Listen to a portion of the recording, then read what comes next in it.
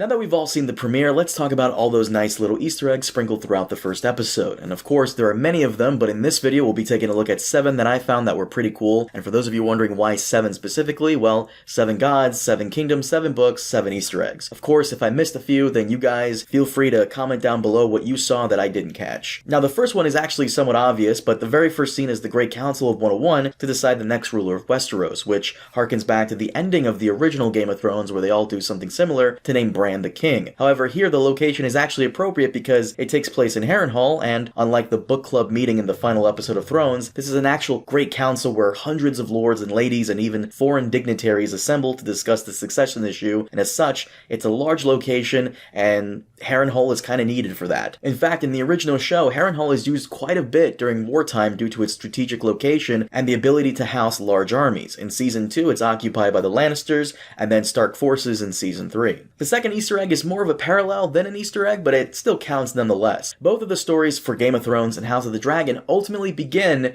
with the death of someone from House Arryn. Even though her last name isn't outright said, Emma, the king's wife, is actually from House Arryn. But don't worry, she's still half Targaryen from her mother's side, so there's still some incest going on. And just like Jon Arryn in the pilot episode of Thrones, Emma dies in the pilot for this show, which sets up the entire basis for the Civil War to come. Now, there isn't any foul play for Emma like there was for Jon Arryn, though some in the fandom would argue that there is a Grand Maester conspiracy to kill off House Targaryen and slowly limit their power over time. Of course, this is only a theory, but an interesting one nonetheless. Next on the list is Daemon and Rhaenyra's use of Valyrian and their attachment to it, and it's somewhat of a big plot point in the series. The Valyrians style themselves closer to gods than men and still hold to their traditions in high regard, though it seems Daemon and Rhaenyra are the only ones who seem to really embrace it more than anybody else in their family, and this is a huge point of contention for the people of Westeros. In fact, a whole nother civil war was fought over these traditions, specifically by Maegor the Cruel, which Daemon is referred to as by members of the Small Council. They fear he could be another tyrant like Maegor should he sit on the Iron Throne, and funny enough, Maegor installed secret passageways around the Red Keep, which Daemon uses in the very same episode. Next up is this change here for the show. During their time together, Rhaenyra and Alicent seem like the best of friends, which is actually a significant change from the books,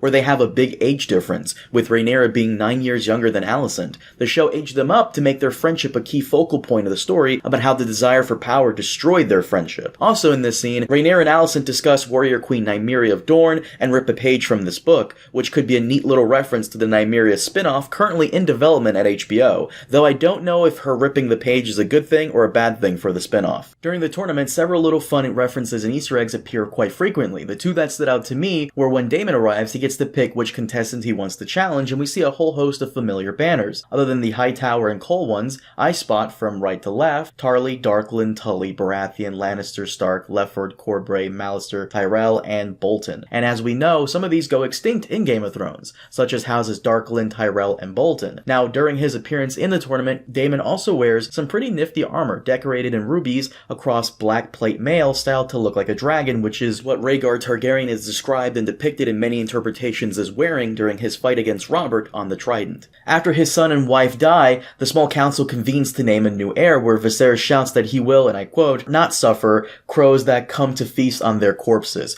which is obviously a nod to the 4th book in the Song of Ice and Fire series, A Feast for Crows. Also, in this scene, and many others, Lord Commander Harold of the Kingsguard is present, something we don't really see with Barristan in Robert's Small Council, despite the fact that historically, according to Ser Jorah, the Lord Commander always attends Small Council meetings. And as a bonus to this, in the next scene, Viserys commands Daemon to go back to the Vale with his lady wife, Rhea Royce. She is a descendant of Bronze Jon Royce, who appears in Game of Thrones as a prominent Vale Lord, and even attends the Grand Council meeting in the final episode. And last, we have our prophecy moment. I'll save my thoughts on this for the review video, but Aegon's dream being known as the Song of Ice and Fire caused a bit of stir in the community, and it's an obvious nod to the name of the whole series, A Song of Ice and Fire by George R.R. Martin. Many people don't know that's the actual name of the book series all of this is based off of. But this here is somewhat tied to an interview Martin gave a few years back on whether or not Aegon, the first Targaryen king, actually conquered Westeros because he wanted to unite the Seven Kingdoms against the White Walkers. Now, the show isn't part of the book canon, but George is heavily involved with this prequel, and showrunner Ryan Condal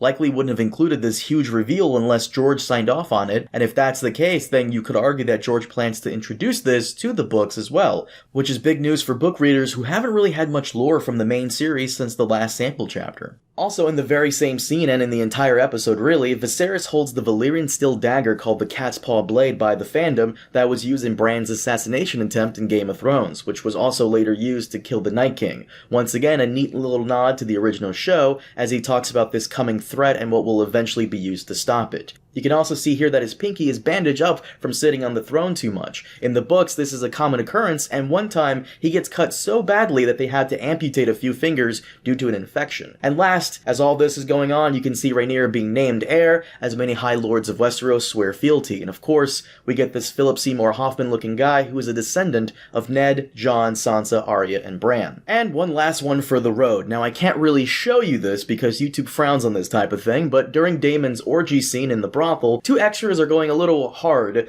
on the acting, and for a brief moment you can actually see this woman's asshole, which is actually one of the first few times we see an asshole on television. Now, of course, I can't actually show you this scene, so here is a crude drawing of it, and yeah, as you can see, it's right there in your face.